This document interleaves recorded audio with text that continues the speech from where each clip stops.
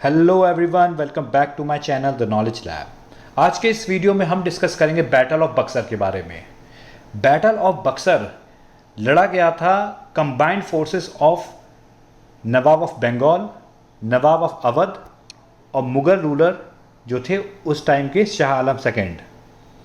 नवाब of Bengal थे आपके Mir Qasim, Nawab of Awadh थे आपके सिराजुद्दौला शुजाउद्दौला और मुग़ल रूलर थे आपके शाह आलम सेकेंड। इन तीनों की कंबाइंड फोर्सेस ने मिल के लड़ाई की थी किसके अगेंस्ट? ब्रिटिशर्स के अगेंस्ट।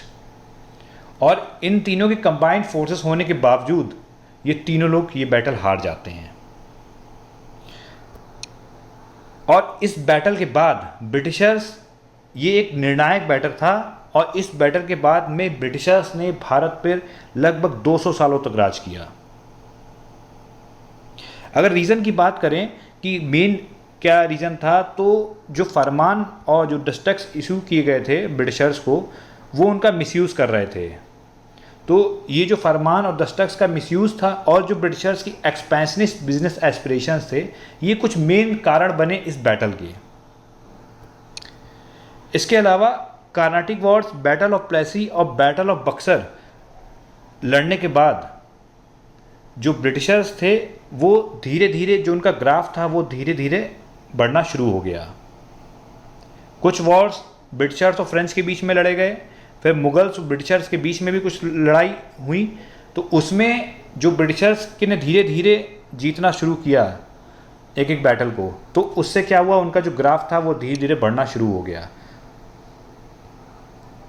अगर बैटल ऑफ बक्सर की बात करें तो ये बैटल लड़ा गया था 22 अक्टूबर 1764 को। और इस बैटल से क्या हुआ, इस बैटल में देखने को ये मिला जो कंबाइंड फोर्सेस थी नवाब ऑफ बंगाल, नवाब ऑफ अवध और मुग़ल रूलर की, वो तीनों फोर्सेस हार जाती हैं ब्रिटिशर्स के अगेंस्ट। इसके अलावा फिर 1765 में क्या होता है, शुजाउद्दौला और शाह आलम साइन करते हैं एक ट्रीटी, जो कंपनी के गवर्नर थे उस टाइम के रॉबर्ट क्लाइव। इलाहाबाद में ये ट्रीटी साइन होती है और इस ट्रीटी में क्या कहा जाता है, तो इस ट्रीटी में कंपनी को दीवानी राइट्स प्रोवाइड किए जाते हैं बंगाल, बिहार और उड़ीसा के। बहुत बड़ी चीज़ है, दीवानी राइट्स प्रोवाइड किए जा रहे हैं, यानी कि कंपनी के पास पूरी अथॉरिटी होगी कि जो भी रेवेन्यू होगा इस एरिया का वो कंपनी के पास जाएगा।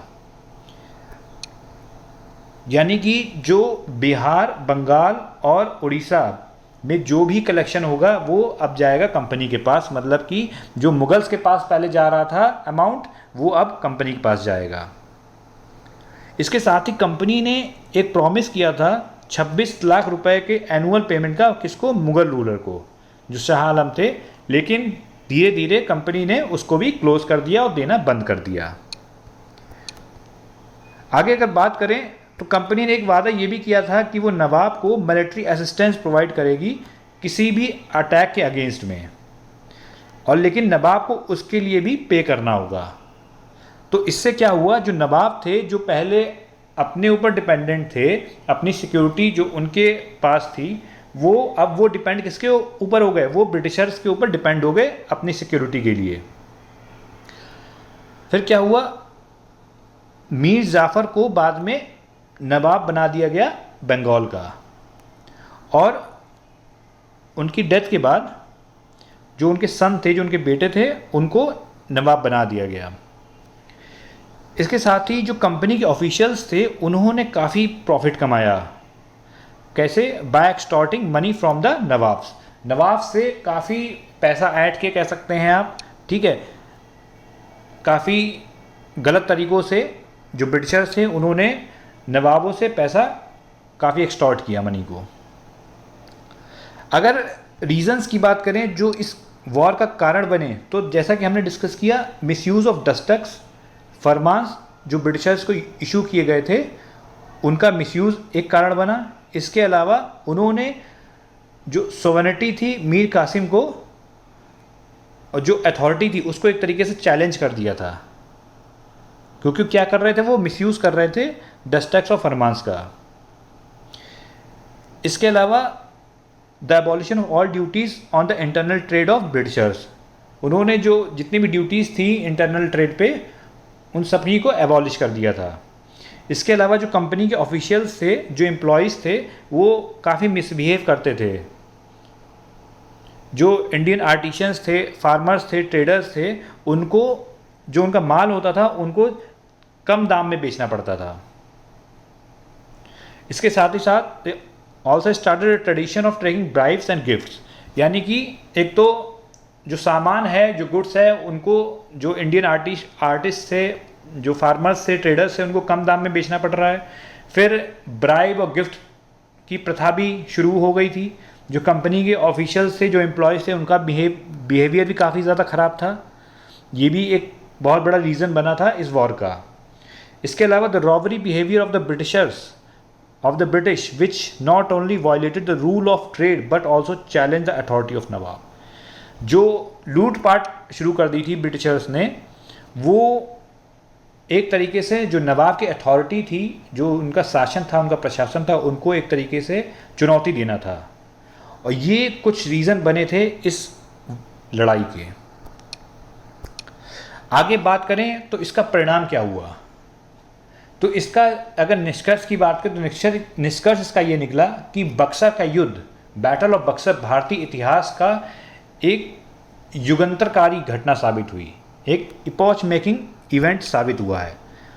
और ब्रिटिशर्स की रुचि 3 तटीय क्षेत्रों, यानी कि जो ब्रिटिशर्स का जो इंटरेस्ट था, वो जो कोस्टल रीजन्स थे, कलकत्ता, बॉम्बे और मद्रास के, उन्होंने अपना जो इस्टेब्लिशमेंट था, जो फोर्स थे, वो सब यहाँ पे इस्टेब्लिश कर लिए, ठीक है, ताकि उनको ट्रेड में कोई दिक्कत ना आ सके।